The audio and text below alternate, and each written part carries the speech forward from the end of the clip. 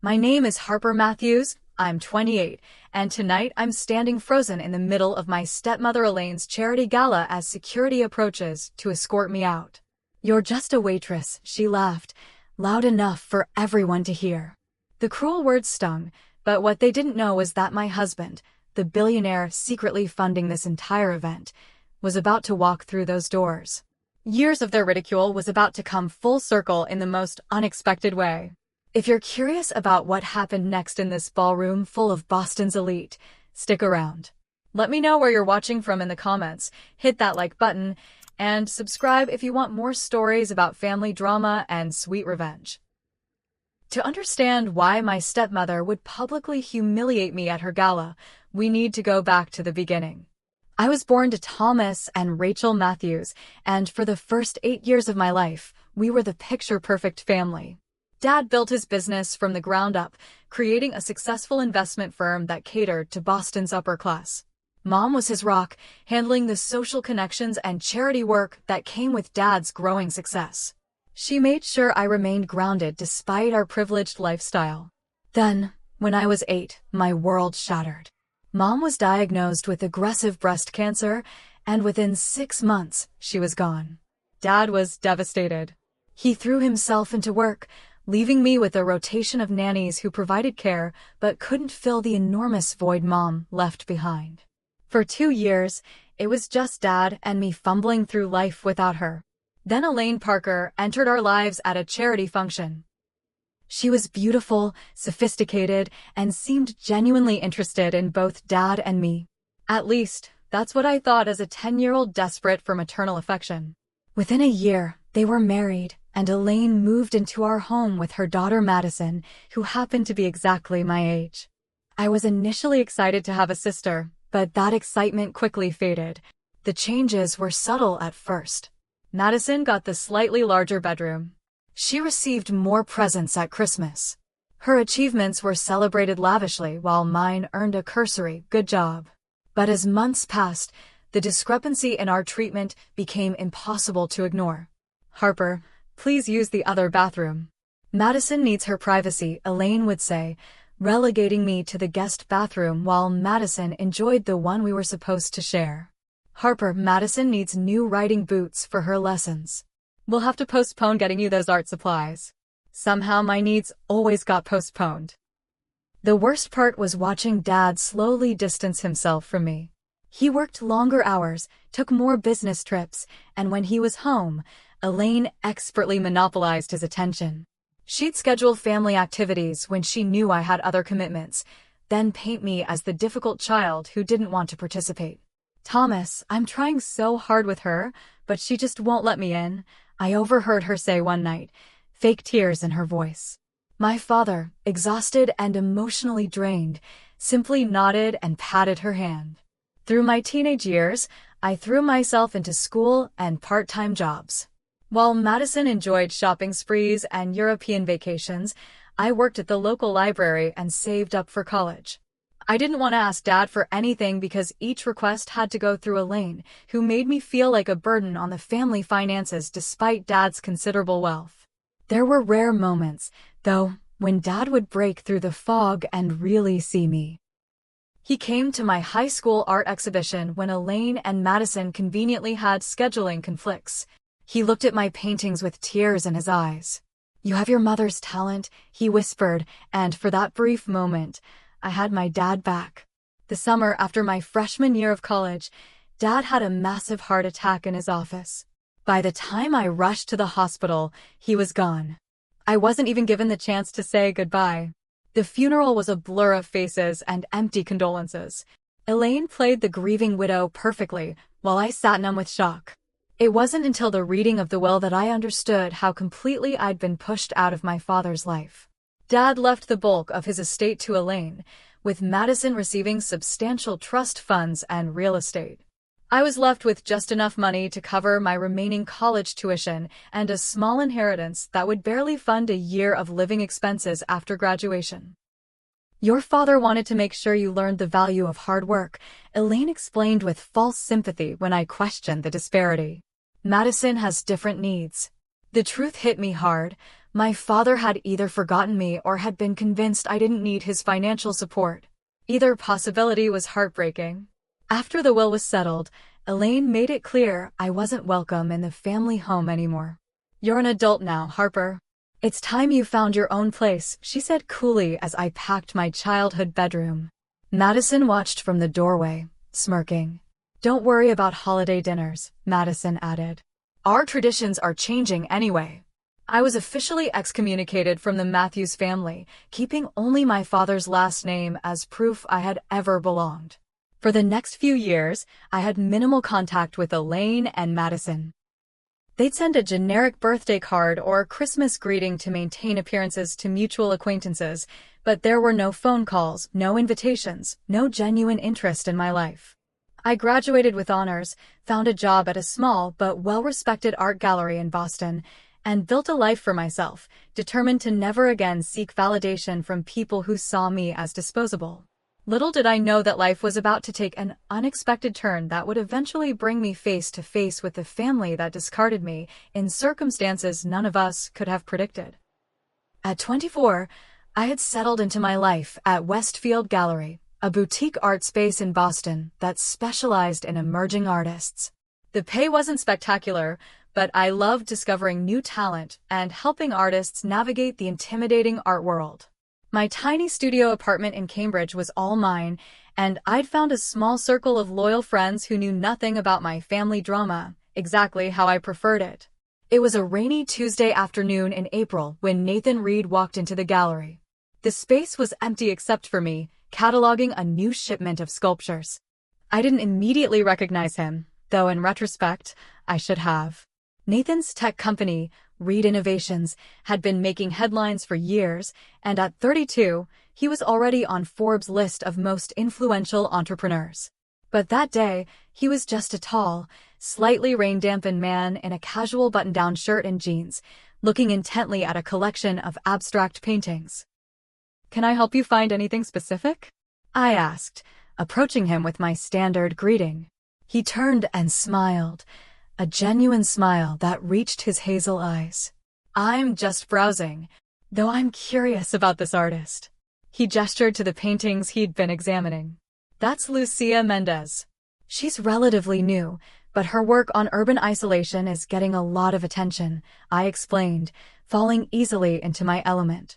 The way she uses negative space to represent emotional voids in city life is particularly striking. We spent the next hour discussing art, with me showing him around the gallery and explaining the stories behind various pieces. What impressed me was his genuine interest. Nathan asked thoughtful questions and actually listened to my answers, unlike the typical wealthy collectors who often treated gallery staff as mere transaction facilitators.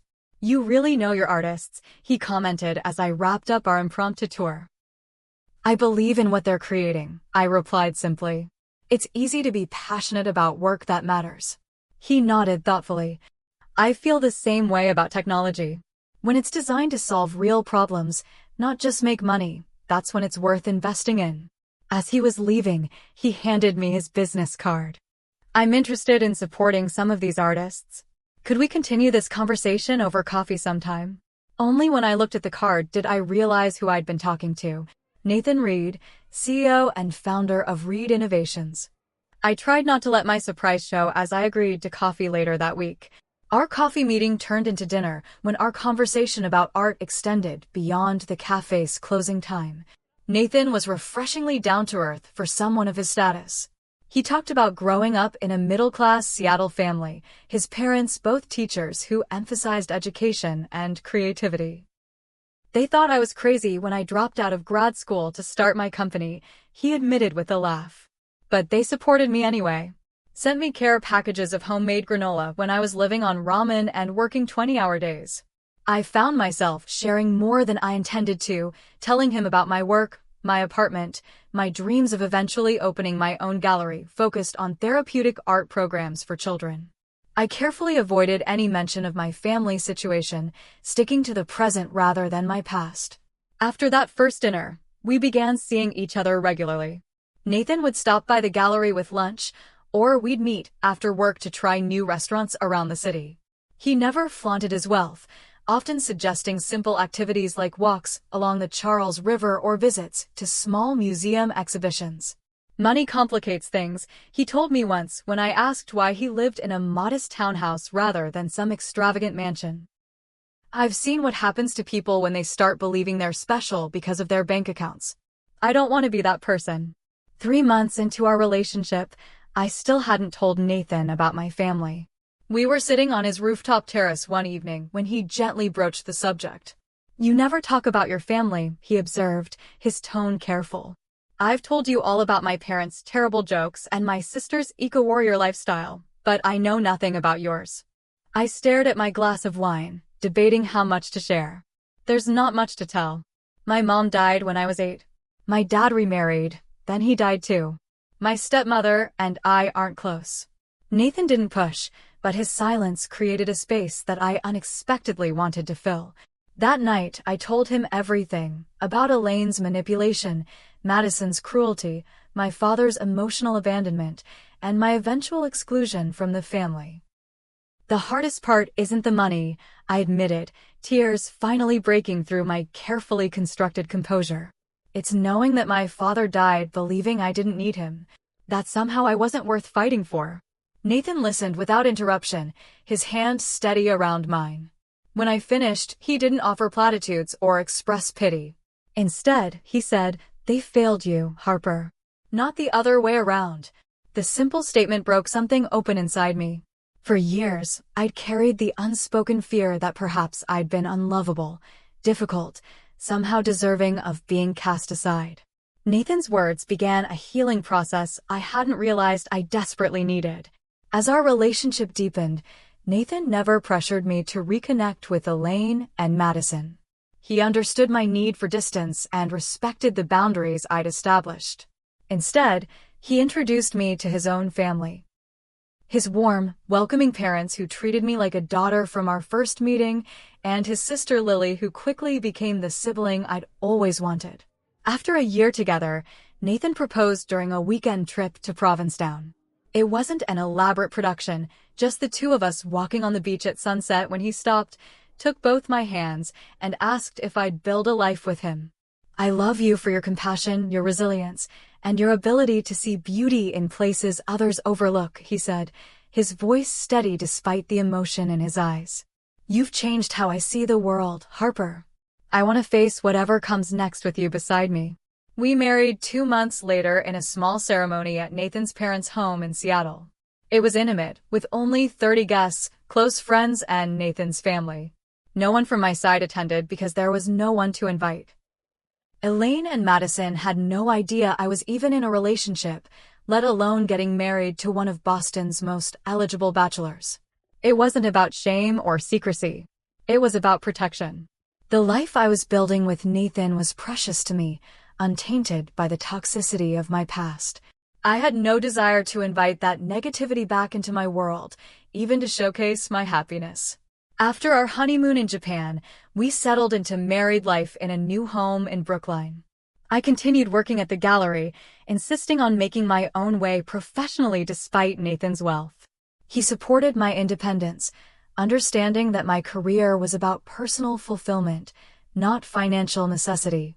For 2 years, we lived in a bubble of happiness that had nothing to do with Nathan's success or money. We traveled, worked on our respective passions, and began planning for children. Elaine and Madison remained firmly in my past, where I intended them to stay. Then the invitation arrived. The cream-colored envelope with embossed gold lettering appeared in our mailbox on a Tuesday. I almost discarded it with the other formal invitations Nathan regularly received, but the return address caught my eye, the Matthews Family Foundation. My hands trembled slightly as I opened it. Inside was an invitation to the annual Boston Children's Hospital Benefit Gala, hosted by Elaine Matthews. A handwritten note was paper-clipped to the invitation. "Harper, it's been too long. We should reconnect. The family misses you. Elaine." I stared at the flowing script, looking for signs of sincerity and finding none. In the 2 years since I'd married Nathan, and the 6 years since my father's death, Elaine had made exactly 0 attempts to contact me. The family certainly hadn't missed me when I was struggling to pay rent during college or when I graduated with no one in the audience to cheer for me. When Nathan came home that evening, I was still sitting at the kitchen island, the invitation laid out before me. "What's that?" he asked, kissing my cheek before noticing my expression. "Hey, what's wrong?" I pushed the invitation toward him. My stepmother has suddenly remembered my existence. Nathan read the invitation, his brow furrowing. "The Boston Children's Hospital benefit? That's—" He trailed off, looking uncomfortable. "That's what?" I prompted, noticing his hesitation. He sat down beside me with a sigh. "That's one of the events the Reed Foundation is sponsoring this year. We're the primary donor, actually." "Wait, what?" I felt like I'd missed something crucial. "Your foundation is funding Elaine's gala?" Nathan ran a hand through his hair. "I didn't know it was connected to your stepmother. The foundation staff handles most of the smaller partnerships, and I only review the major initiatives. The Children's Hospital is one we support annually, but I didn't realize who was chairing the event committee. The coincidence seemed too perfect to be coincidental. She must have found out about us. That's the only explanation for this sudden interest in reconnecting after all these years." "It's possible," Nathan agreed. "Your married name is Reed now, and we've been in the society pages occasionally. Someone might have mentioned it to her." I pushed the invitation away. "Well, it doesn't matter. I'm not going." Nathan was quiet for a moment, considering. "What if we did go?" I looked at him like he'd suggested swimming with sharks. Why would I voluntarily put myself in a room with people who made it abundantly clear I wasn't good enough for them? "Because you are good enough." "More than good enough," Nathan said firmly. "And maybe there's something powerful in facing them on your own terms, not theirs." I shook my head. "There's nothing to gain. Elaine isn't suddenly going to become the loving mother figure I needed as a child. This isn't about her, Harper. It's about you finding closure," Nathan said gently. "You've built an amazing life despite how they treated you. Maybe seeing them again will help you finally put that chapter to rest." I considered his words. There was a certain appeal to the idea of walking into that gala confident and successful, no longer the discarded stepdaughter desperate for approval. "There's another factor to consider," Nathan added. "The Reed Foundation's involvement is anonymous for this event. Elaine doesn't know I'm the primary donor." "Why anonymous?" I asked, curious about this detail. "It's how we handle some of our philanthropy. The foundation staff thought it would generate more community involvement if it wasn't seen as just another Reed project," Nathan explained. "So officially, the gala has an anonymous benefactor." A thought began forming in my mind. So Elaine has no idea that her stepdaughter is married to the man funding her precious gala? Nathan's eyes met mine, a slight smile playing at his lips. "None whatsoever." For the first time since receiving the invitation, I felt a flicker of something other than dread. That could be interesting. We spent the next hour discussing possibilities. Nathan suggested a plan. I would attend first, alone. He would arrive later, after I'd had time to interact with Elaine and the rest of the family. The revelation of our connection would happen organically, in front of everyone. "Are you sure you want to do this?" Nathan asked after we'd worked out the details. "We can still decline the invitation. Your well-being matters more than any dramatic moment." I considered his question carefully. Part of me was terrified at the prospect of facing Elaine, Madison, and the extended family that had so easily discarded me. But another part, a stronger part, was tired of carrying the weight of their rejection. "I want to do this," I said finally. "Not for revenge, but for resolution. I've spent too many years letting their opinion define my worth." In the weeks leading up to the gala, I vacillated between determination and anxiety. I selected a dress, a stunning midnight blue gown from an up-and-coming designer the gallery had connections with. It was elegant without being flashy, the kind of dress that communicated quiet confidence. The night before the event, lying in bed beside Nathan, my nerves resurfaced. What if this is a mistake? What if they humiliate me again? Nathan turned to face me, his expression serious. "Listen to me, Harper. You're walking in there as my wife, as a successful professional, as a woman who built herself back up after everything they tore down. Nothing they say or do can change that. He tucked a strand of hair behind my ear. But if at any point you want to leave, just text me. I'll drop everything and come get you. You don't have to prove anything to anyone. His unwavering support steadied me. Whatever happened tomorrow night, I wouldn't be facing it alone.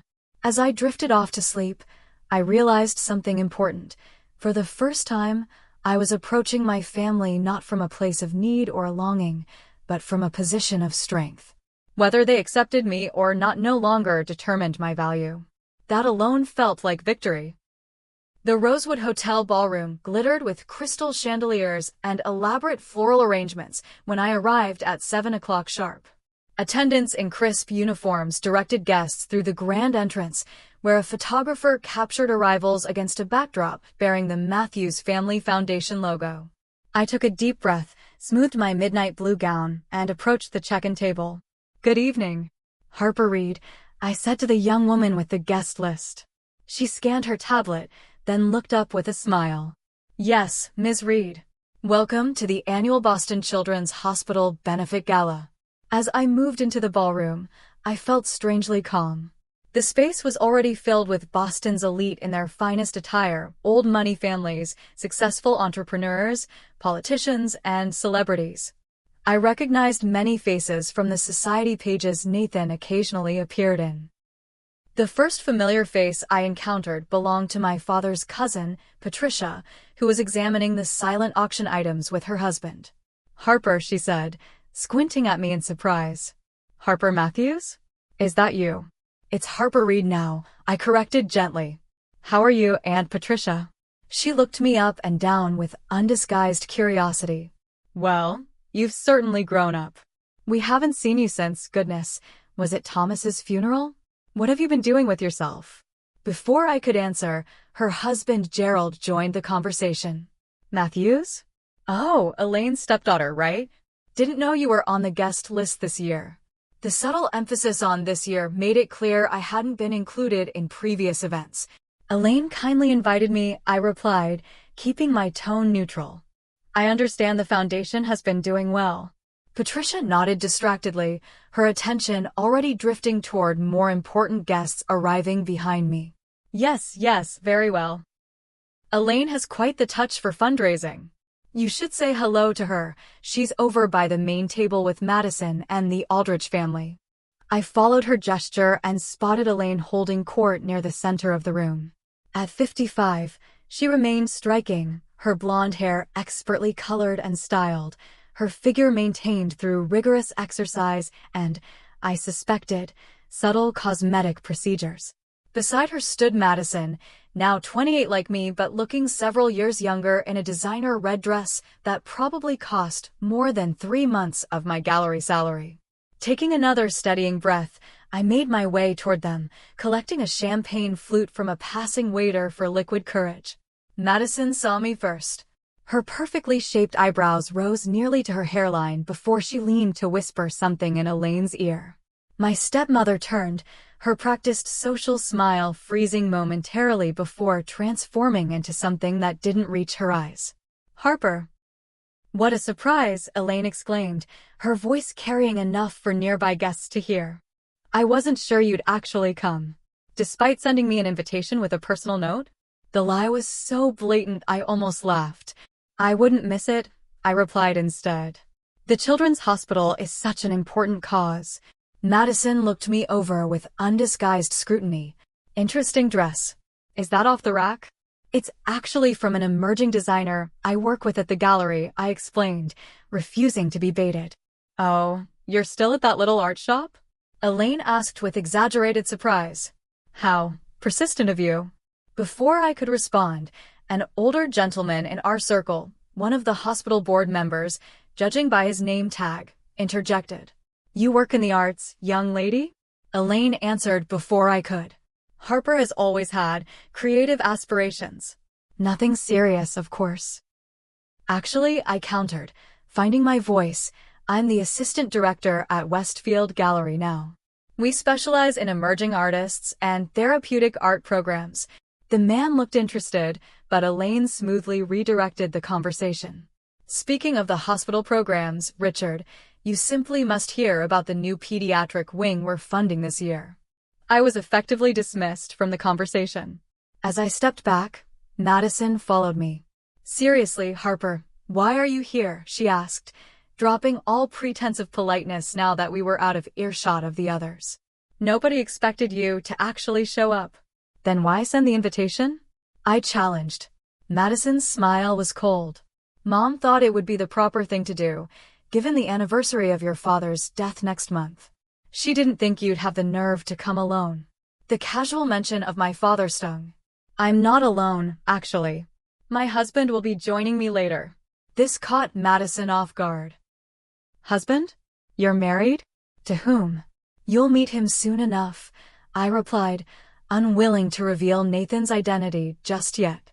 Before Madison could press further, we were interrupted by another relative, my father's brother William, and his wife Susan. "Is that little Harper?" Uncle William boomed, clearly already enjoying the open bar. "Good heavens, we thought you'd fallen off the face of the earth." "Hello, Uncle William." "Aunt Susan," I greeted them politely. Susan air-kissed near my cheek. "Darling, where have you been hiding yourself? Elaine tells us she hardly hears from you these days." The revisionist history was breathtaking. Elaine had practically pushed me out the door after my father's death and had made zero effort to contact me in the years since. "I've been focused on my career," I said simply. "Life gets busy." "What sort of career could possibly keep you from family?" William asked with a dismissive wave. "Family is everything in this world." The irony of his statement was apparently lost on him. As we spoke, I noticed more family members and old acquaintances glancing our way, whispering behind cocktail napkins. Elaine had rejoined Madison and was speaking intently to her while looking in my direction. Then Elaine did something unexpected. She approached the small stage where the band was playing and whispered to the lead musician. He nodded and stopped mid-song. "Ladies and gentlemen," Elaine's voice rang out over the sound system. "I want to thank you all for coming tonight to support Boston Children's Hospital. Before dinner is served, I'd like to acknowledge all the wonderful staff who are making this evening possible, our event planners, our caterers, and our serving staff." There was polite applause as Elaine gestured around the room. Then her gaze landed deliberately on me. "In fact, I think there's been a bit of confusion. One of our wait staff seems to have misplaced her uniform this evening." A ripple of uncomfortable laughter moved through the crowd as people turned to look at me. "Harper dear," Elaine continued, her voice dripping with false concern, "did you get confused about your role tonight? I know you expressed interest in helping, but guests aren't supposed to arrive until 7, and the serving staff was asked to use the service entrance." My face burned as understanding dawned. This was why she'd invited me not to reconnect, but to publicly humiliate me. Madison stepped forward, camera phone already in hand. "Mom, maybe Harper just wanted to see how the other half lives for one night. We should be flattered by her aspirations." More laughter, less uncomfortable now as the wealthy crowd relaxed into the familiar territory of mockery disguised as humor. I stood frozen, champagne glass clutched in my hand, as Elaine continued her performance. "Security," she called, gesturing to a man in a dark suit near the entrance. "I believe we have someone who's confused about her place here tonight. Could you please assist her to the correct area, or perhaps just escort her out if she's not actually on staff?" The security guard, looking uncomfortable but professional, began making his way toward me.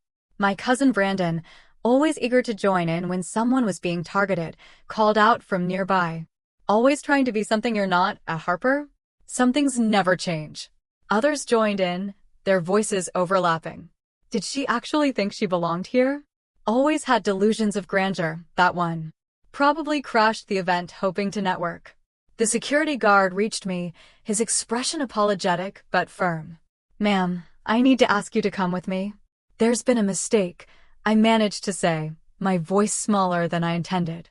"I was invited. I have the invitation in my purse." Elaine approached us, Madison trailing behind her like an eager shadow. "The mistake was mine, Harper. I should have been clearer about boundaries. This event is for donors and hospital supporters, not, well, whatever it is you're doing these days." She turned to the security guard. Please see her out. Gently, of course. She is family, after all, technically speaking. Madison openly filmed the interaction on her phone, barely containing her glee. This will make a great story for the family newsletter, Harper. Thomas Matthews' daughter escorted from charity gala. Daddy would be so proud. The mention of my father broke something inside me. I felt tears threatening, but refused to give them the satisfaction of seeing me cry. The security guard took my elbow. Please, ma'am. Let's not make a scene. Guests were openly staring now, some with pity, others with thinly veiled amusement. I looked around at the faces of my so-called family, cousins, aunts, uncles, people who had known me since childhood, and saw not one person willing to stand up for me. As the security guard began guiding me toward the exit, I caught one last snippet of Elaine's voice addressing the curious onlookers. Family tragedy, really. Never quite found her place after her father died. We've tried to help, but some people simply don't belong in certain circles, no matter how desperately they try to force themselves in. I took one step toward the door, dignity in tatters, but determined not to break down in front of them. Then everything changed. There must be some misunderstanding, I said to the security guard, trying to keep my voice steady. I received a formal invitation. It's in my clutch. The guard, his name tag read Michael, looked genuinely uncomfortable. I'm sorry, ma'am. I'm just following instructions from the event host. Behind us, Elaine's voice carried clearly. It's always been this way with Harper. Always trying to insert herself where she doesn't belong. Madison's tinkling laugh followed. Remember when she thought she should be included in the family portrait session for the foundation website? As if a part-time gallery assistant belongs alongside board members. I fumbled with my small evening bag, extracting the invitation with trembling fingers. Look, here it is. I was invited. Michael glanced at the invitation, then back at Elaine, who was now walking toward us with Madison and several other family members in tow. That's just a courtesy copy, Elaine explained smoothly to the guard. We send them to extended family for awareness, not necessarily as actual invitations. I'm sure Harper misunderstood. My cousin Brandon, now 30 and still as cruel as he'd been as a teenager, had joined the growing circle around us. Classic Harper move. Remember that time she showed up at grandmother's 80th birthday after specifically being told it was immediate family only? I was grandmother's only granddaughter by blood, I retorted, finally finding my voice. You were the one who convinced her I shouldn't be included. Brandon shrugged, unapologetic. You never fit in with us, Harper. Not then, not now. Some people just don't know when they're not wanted. The crowd of onlookers had grown. I recognized faces from Boston Society pages, potential donors and hospital board members, all witnessing my humiliation. Several had their phones out. Madison wasn't the only one documenting this debacle. Please, I said to Michael, just let me stay until my husband arrives. He's on his way. Elaine laughed loudly at this. Husband? Oh, Harper. There's no need to invent a fictional spouse to save face. I'm not inventing anything, I insisted, anger beginning to override embarrassment. His name is... Harper, Elaine cut me off sharply. This is beneath even you. Crashing a charity gala is one thing, but lying about being married? That's just sad. Madison scrolled through her phone, then held it up triumphantly. I've been following your Instagram, Harper. There's not a single post about a husband or even a boyfriend. Just sad little pictures of art gallery openings and your studio apartment. I felt sick realizing Madison had been stalking my social media. I deliberately kept my relationship with Nathan off social platforms, not out of shame, but because we both valued our privacy. Not everything in my life is posted online, I said tightly. Convenient excuse, Madison smirked. So, where is this mystery husband? Running late? Or maybe he doesn't exist at all. I checked my watch. Nathan would be arriving in about 15 minutes, according to our plan. If I could just stall until then. But Elaine had clearly decided the entertainment had gone on long enough. Michael, please escort Ms. Matthews out now. We have actual donors waiting to be seated for dinner. It's Mrs. Reed, I corrected automatically. Oh please, Madison rolled her eyes. Next you'll be claiming you married a celebrity. My Uncle William, now thoroughly enjoying the spectacle, chimed in. Thomas would be so disappointed, Harper. He raised you better than this, making scenes at public events, telling transparent lies. The mention of my father, again, hit me like a physical blow. You don't get to talk about my father. None of you do. You all stood by while Elaine systematically erased me from his life. A hush fell over the immediate crowd. Elaine's expression hardened. That's quite enough, she hissed, dropping the pleasant hostess facade. You always were an ungrateful, difficult child. Thomas did everything for you, and it was never enough. Everything? I laughed incredulously, no longer caring about making a scene. He left me with barely enough money for college tuition, while Madison got trust funds and real estate. Because Madison appreciated what she was given. Elaine snapped. You were always so determined to prove your independence, to reject the family's help and connections. What help? What connections? I demanded. From the moment you married my father, you made it clear I wasn't part of your vision for the family. Madison stepped between us. You're embarrassing yourself, Harper. No one wants to hear your victim story. It's not a story, I said, my voice rising despite my best efforts to stay calm. You and your mother systematically isolated me from my father, then pushed me out completely after he died. Your father knew exactly what he was doing with his will, Elaine said coldly. He understood you'd squander anything substantial he left you on your impractical artistic pursuits. My father supported my art before you came into our lives, I retorted. He was proud of my creativity, my independence. And look where that independence got you. Madison gestured dismissively at me. Working in a tiny gallery, living in a studio apartment, crashing events to feel important. Michael, the security guard, looked increasingly uncomfortable as our family drama unfolded in front of Boston's elite. More phones were out now, recording the confrontation. Tomorrow, this would likely be circulating in social media circles, exactly what Nathan and I had hoped to avoid. I think we should step outside, Michael suggested quietly. Elaine seized on this. Yes, Harper, it's time for you to leave. You've created quite enough of a spectacle. I looked around at the circle of faces. Family members who had known me since childhood, now regarding me with a mixture of disdain, amusement, and pity. Not one of them was willing to stand up for me, to acknowledge the truth of what had happened after my father died. In that moment, I realized Nathan had been right about one thing. I needed closure. But closure didn't mean their acceptance or approval. It meant finally accepting that these people were never going to be the family I deserved. Fine, I said, straightening my shoulders. I'll go. I turned toward the exit, dignity intact despite everything. As Michael gently guided me toward the door, I heard Madison's voice behind me. Don't forget to return that dress to whatever discount rack you found it on. Laughter rippled through the group, and I felt my cheeks burning. Just a few more steps to the door, and I could escape this nightmare. I glanced at my watch again. Nathan would be arriving any minute, but suddenly I wasn't sure I wanted him to witness this humiliation. I reached for my phone to text him to meet me outside instead, when the ballroom doors swung open. Nathan Reed stood in the doorway, a commanding presence in his tailored tuxedo. At 6'2" with broad shoulders and confident posture, he naturally drew attention, even before people recognized who he was. Tonight, he looked every inch the successful tech mogul, poised, powerful, and completely out of place in my family drama.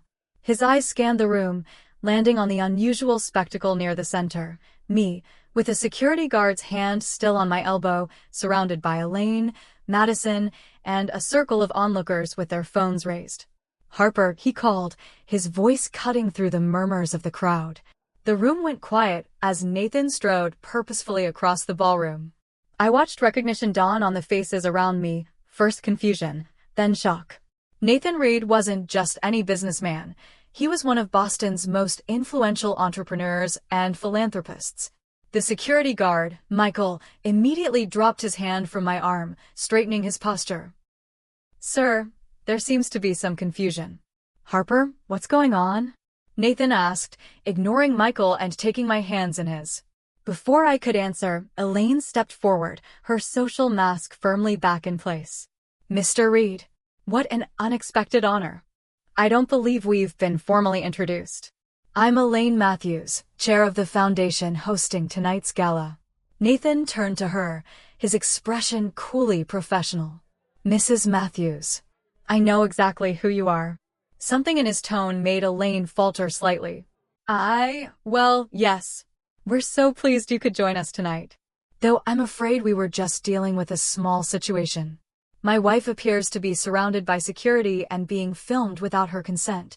Nathan interrupted, his voice level but firm. That's the situation I'm concerned about. The word wife landed like a bomb in the silent ballroom. Madison's mouth actually fell open, her phone still recording, but now hanging limply at her side. Wife? Elaine repeated, looking rapidly between Nathan and me. I'm sorry, there must be some mistake. Harper is my stepdaughter, but she's not. We've been married for 2 years, Nathan stated flatly. Though given the reception she's receiving, I understand why she's kept her connection to the Matthews family private from our social circle. The implications of his statement weren't lost on anyone in earshot. Nathan Reed, whose social circle included governors, senators, and international business leaders, found the Matthews family lacking, not the other way around. Madison recovered first, stepping forward with a completely transformed expression. Harper, you should have told us. Her voice dripped with sudden sweetness. What an amazing surprise! She moved as if to hug me, but Nathan subtly shifted his position, creating a barrier between us. Interesting, he commented, glancing at the phone still in her hand. You were filming my wife's humiliation moments ago, and now you want to embrace her? Madison had the grace to look embarrassed, quickly tucking her phone away. Uncle William pushed forward, hand extended toward Nathan. William Matthews, Thomas's brother. Wonderful to meet you, Nathan. We've followed your success with great interest. Nathan ignored the outstretched hand. Have you? That's surprising, considering you haven't shown interest in Thomas's daughter for years. The growing crowd shifted uncomfortably. Public confrontations weren't the norm at these polished charity events, particularly not from someone of Nathan's stature. Elaine, ever the skilled social navigator, tried again. There's clearly been a terrible misunderstanding. Harper is, of course, a beloved member of our family. We had no idea she'd married, well, someone of your prominence, Mr. Reed. And that's exactly the problem, isn't it, Mrs. Matthews? Nathan replied. Harper's value to you depends entirely on her connections and status, not on who she is as a person. By now, the entire ballroom was watching our exchange. The band had stopped playing, and even the catering staff had paused their dinner preparations. I think perhaps we should continue this conversation privately, Elaine suggested, casting nervous glances at the attentive audience. I disagree, Nathan said calmly. I think this is exactly the right setting for honesty, given what just transpired. He turned to address the wider crowd. For those who don't know me, I'm Nathan Reed, founder of Reed Innovations and the Reed Foundation. Murmurs rippled through the audience at this confirmation. What many of you may not know is that the Reed Foundation is the anonymous benefactor behind tonight's event. Gasps and whispers erupted around us. Elaine's face drained of color. That's right, Nathan continued. My foundation provided the matching grant that made this gala possible, with the stipulation of anonymity because we believed in the cause, not the recognition. He turned back to Elaine. Imagine my surprise when my wife received an invitation from her estranged stepmother, who chairs the committee for an event my foundation is funding. An invitation that, it seems, was extended only so she could be publicly humiliated. That's not true, Elaine protested weakly. There's been a misunderstanding. I heard everything, Mrs. Matthews. Nathan cut her off. As did many others in this room. You called my wife waitstaff, suggested she crashed the event, and encouraged security to remove her while your daughter filmed it all for your entertainment. Madison had the decency to look mortified, but Elaine was still scrambling to salvage the situation. Mr. Reed, Nathan, surely you understand family dynamics can be complicated. Harper has always been Difficult. If we'd known she was your wife, then you would have treated her with the respect she deserves? Nathan finished for her. That's precisely the problem. No one should need my name or my money to be treated with basic human dignity, least of all by their own family. I found my voice at last, squeezing Nathan's hand. It's okay. You've made your point. He looked at me, his expression softening. Are you sure? Because I'm prepared to withdraw all foundation support from any initiative connected to the Matthews name. The threat hung in the air, its implications clear to everyone, especially Elaine, whose social standing and charitable work depended heavily on major donors like the Reed Foundation. That won't be necessary, I said, loud enough for everyone to hear. The hospital shouldn't suffer because of family drama. Elaine seemed to collapse with relief, but I wasn't finished. However, I continued, turning to face my stepmother directly. I think it's time for some changes in how the foundation operates. Nathan nodded, understanding immediately. The Reed Foundation will continue to support Boston Children's Hospital, but will require a restructuring of the event committee moving forward. Mrs. Matthews, your leadership has been educational, but I believe fresh perspectives are needed. Several hospital board members in the crowd nodded in agreement, clearly unwilling to lose the Reed Foundation's substantial support. Elaine's carefully constructed facade cracked completely. You can't do that. The Matthews Family Foundation has chaired this event for 15 years. The Matthews Family Foundation exists because of my father's hard work, I reminded her. Work that I was systematically excluded from after his death. Consider this long overdue course correction. Madison stepped forward, desperation evident in her expression. Harper, be reasonable. We're family. No, I interrupted firmly. We're not. Family doesn't humiliate each other for sport. Family doesn't erase someone's existence when it's inconvenient. What we are is people who share a legal connection through my father, nothing more. The brutal honesty of my statement silenced her. For perhaps the first time in her life, Madison had no clever retort.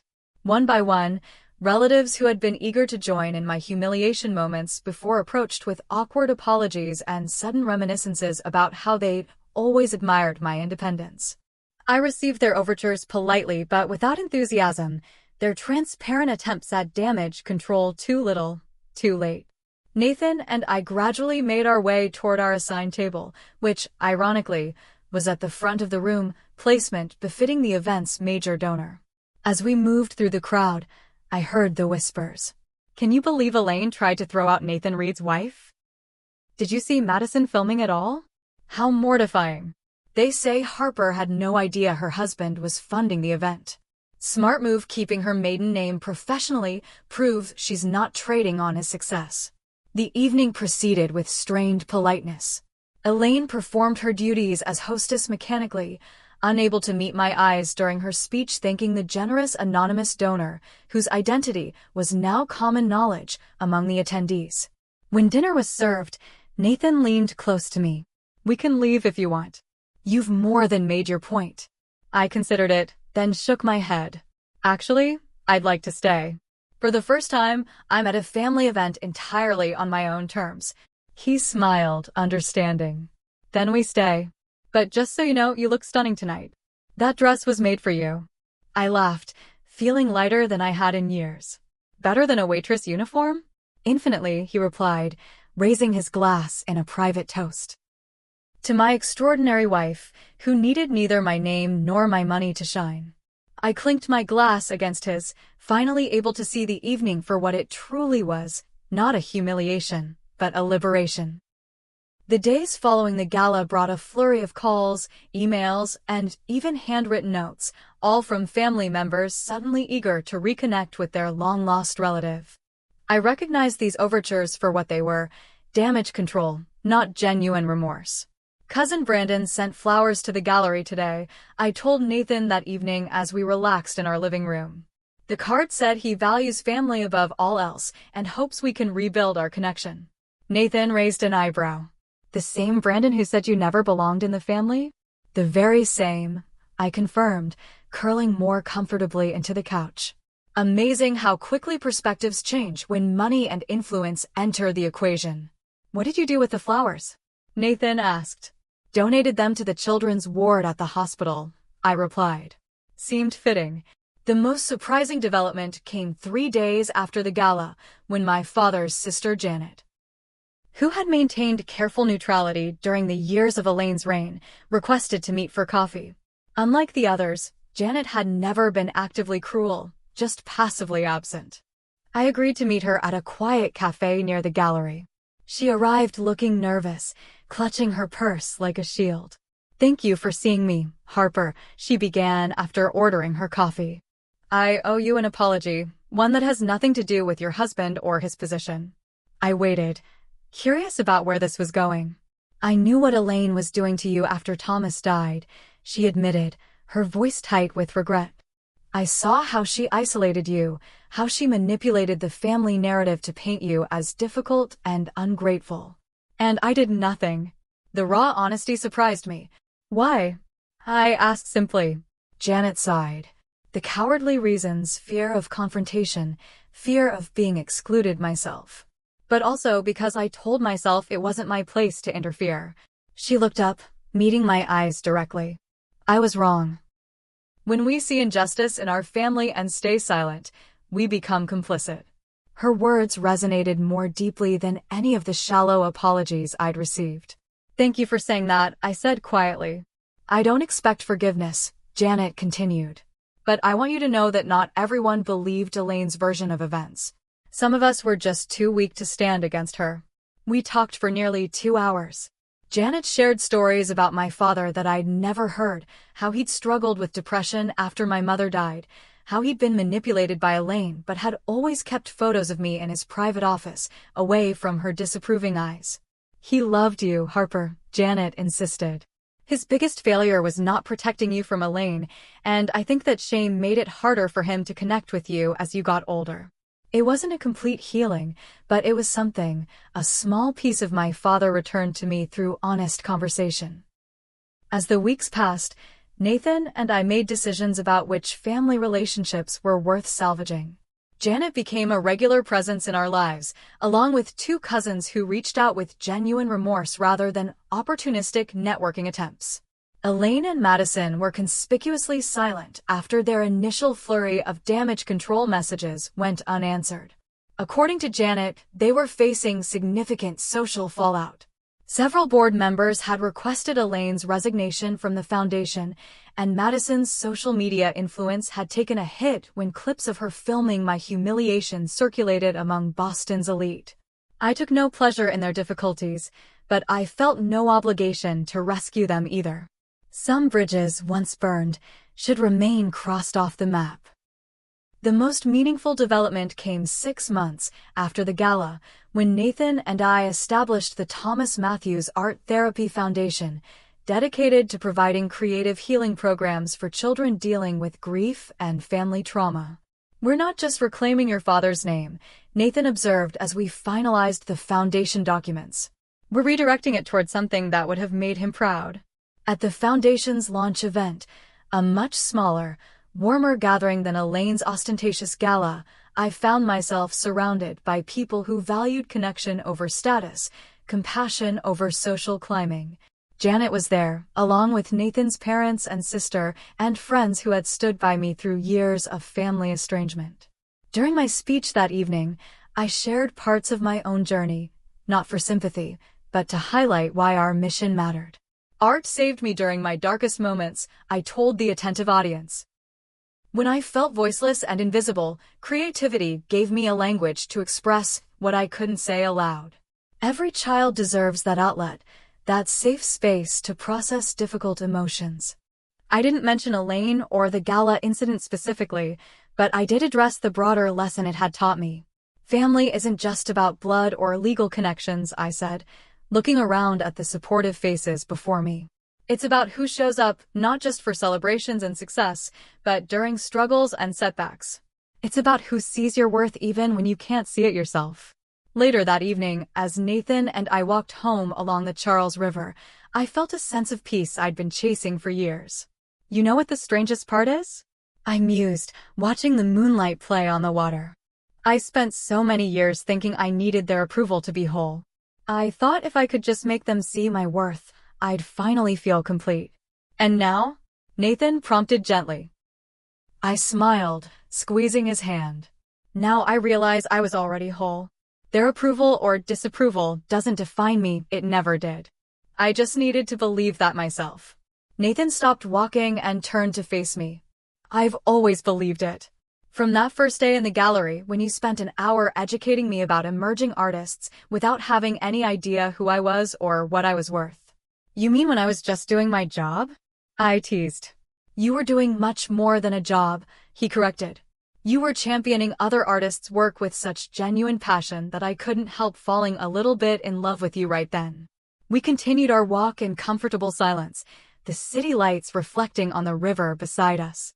I thought about the long journey from that broken-hearted teenager being pushed out of her family home to the woman I was now, strong, loved, and finally free from the weight of seeking validation from those who were incapable of giving it.